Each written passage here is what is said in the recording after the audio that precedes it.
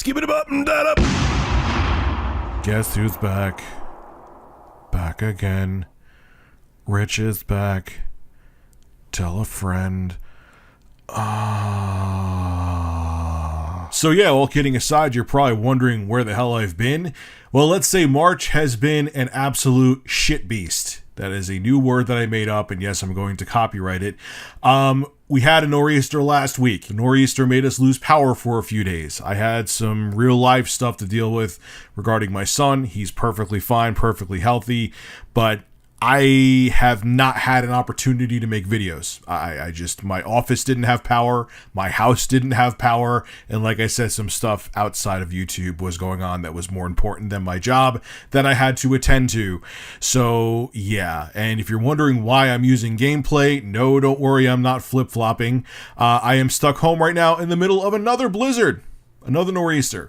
I'm looking outside my window right now as I'm recording this, and there is a shit ton of snow coming down from the sky.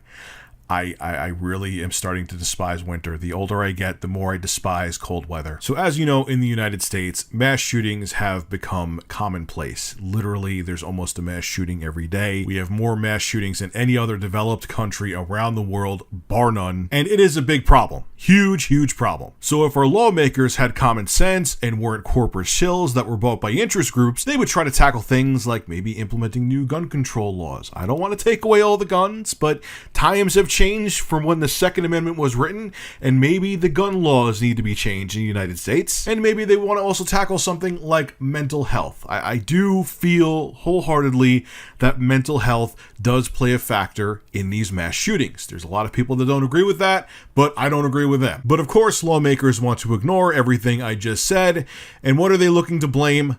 Again, even though there have been countless studies to debunk video games cause violence multiple times, they want to blame video games again. Because video games are the big, scary boogeyman that anyone 50 plus years old knows nothing about, so it's a good scapegoat. Now, as we know, there was the tragic February 14th Parkland, Florida shooting that took place at Marjorie Stoneman Douglas High School, where the gunman Nicholas Cruz, who was a former student there, ended up killing 17 people. And during a White House listening session a few days after the mass shooting took place in Florida, Donald Trump had to say this. Take a look. We have to look at the internet because a lot of bad things are happening to young kids and young minds, and their minds are being formed.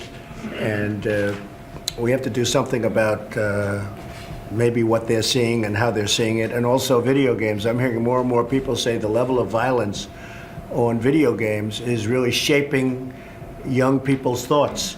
And then you go the further step, and that's the movies. You see these movies, they're so violent, and yet a kid is able to see the movie if sex isn't involved, but killing is involved, and maybe they have to put a rating system for that. And you get into a whole very complicated, very big deal. But the fact is that you are having movies come out that are so violent with the killing and everything else that maybe that's another thing we're going to have to discuss. And a lot of people are saying it. You have these movies today where you can go and have a child see the movie, and yet it's so violent and so disgusting. So we may have to talk about that also. Listening to President Trump say all that crap, you feel like it's 1992 again. Does he not realize we've been down this road before and have discussed everything that he's talking about before? I don't think he does, because he's an idiot. Or maybe he's not an idiot. Maybe it's because during the 2016 presidential election, the NRA spent tens of millions of dollars on his presidential campaign. I'm not exaggerating in the slightest. This is coming from romper.com on how much the NRA spent on President Trump's presidential campaign. Trump's sweeping message of assurance to the NRA was a big deal, especially since he was the first sitting president to address the NRA since 1983, according to NPR. If anyone was surprised by Trump's speech at the time, they shouldn't have been. It only made sense that Trump would give a glowing address to the organization that donated about $21 $21 million to his presidential campaign, according to NBC News. According to The Trace, that figure of $21 million is the highest amount of money the NRA has ever spent on a presidential candidate, and it spent a record-breaking $36.6 million on the election in total. An NRA official told Politico during the height of the 2016 presidential race that Hillary Clinton had to be defeated at all costs. Gee, I wonder why President Trump's trying to deflect from the gun issue and look for another excuse. I have no idea. Now, Trump also said later on that he was going to be meeting with the video game industry regarding violence in video games. But here's the funny thing. The video game industry had no idea that Trump wanted to meet with them. This is a statement from the ESA. ESA and our member companies have not received an invitation to meet with President Trump, which is no longer the case, by the way. They're actually meeting tomorrow. But let me continue. The same video games played in the US are played worldwide. However, the level of gun violence is exponentially higher in the US than in any other country. Numerous authorities have examined the scientific record and found there is no link between media content and real-life violence. The video game industry has a long history of partnering with parents and more than 20 years of rating video games through the Entertainment Software Rating Board. We take great steps to provide tools to help players and parents make informed entertainment decisions. Now, if you're not familiar with all of the studies out there, which many of you may not be, you may think, hey, Rich, maybe times have changed and researchers have found that video games do cause people to be violent.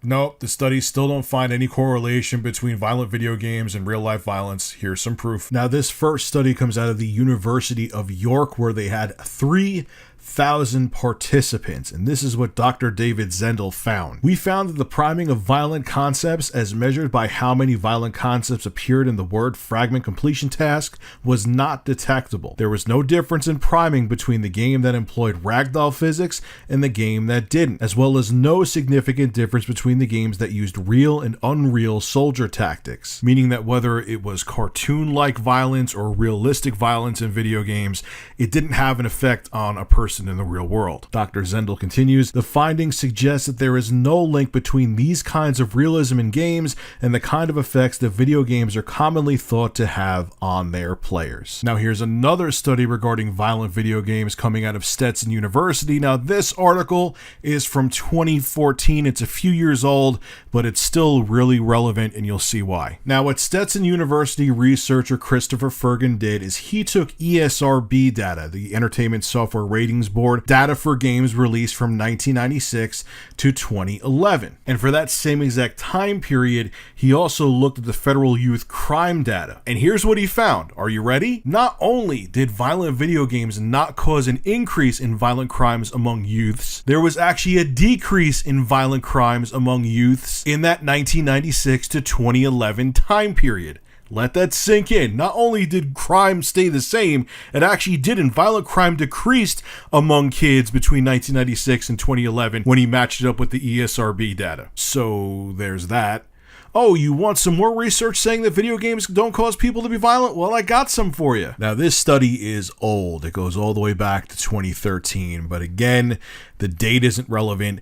It's how thorough the study was that is relevant. Now, this study was a decade-long study of over 11,000 kids in the UK. And this was originally published in the British Medical Journal via Games and Learning. The study found that exposure to video games from the age of 5 showed that there was no effect on behavior, attention, or emotional issues. Video games or TV did not cause attentional or emotional problems, and there was no difference between males and females in the results. So let that sink in. I need to be a tad melodramatic here so you get the point. 11,000 kids, decade-long study, found no correlation between video games and violent behavior. I understand it's over 5 years old, but what the hell else do you need to prove that video games do not cause people to be violent?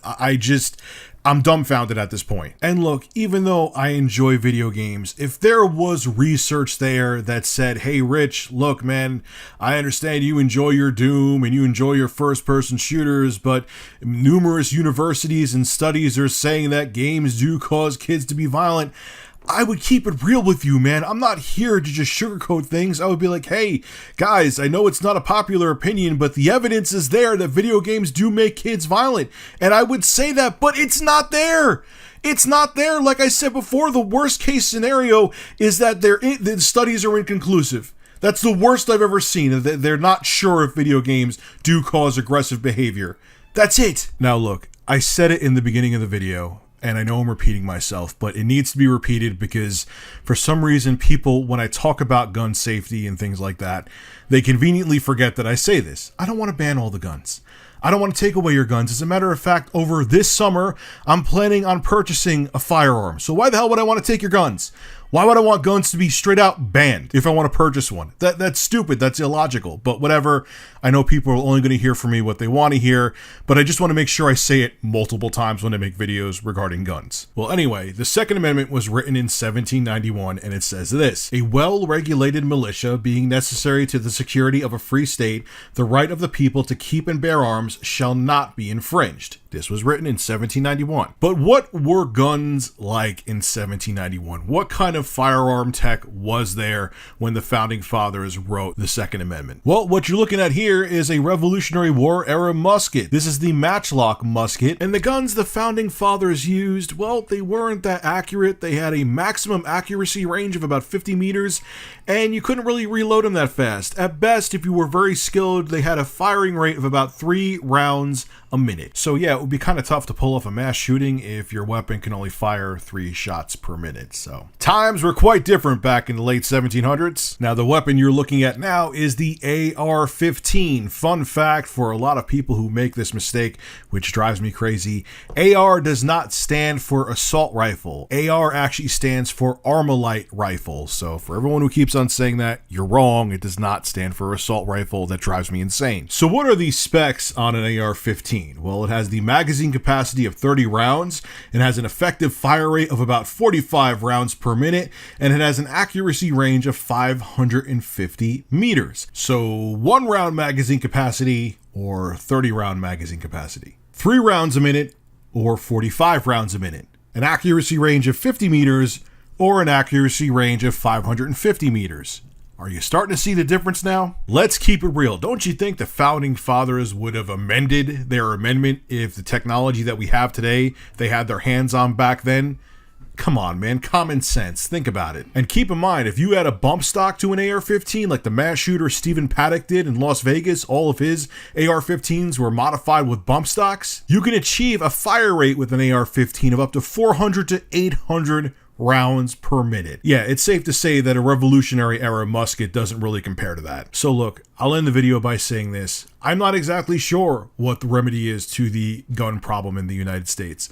I feel it's a mixture of tighter gun regulation and the United States taking mental health more seriously and being more vigilant about people that raise red flags. But whether you're pro-gun or anti-gun, or whether you agree with me on this entire video or disagree with me on this entire video, I'm sure all of you can agree on this.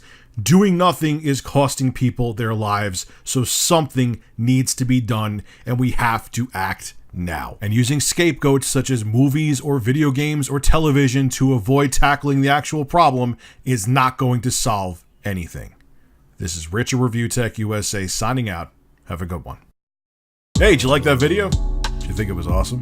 You know what you should do? Click the like button. And if you really, really like my stuff, you should subscribe because I upload all the time and I think I'm a pretty awesome guy. So yeah, sub. It's a good idea. Bye.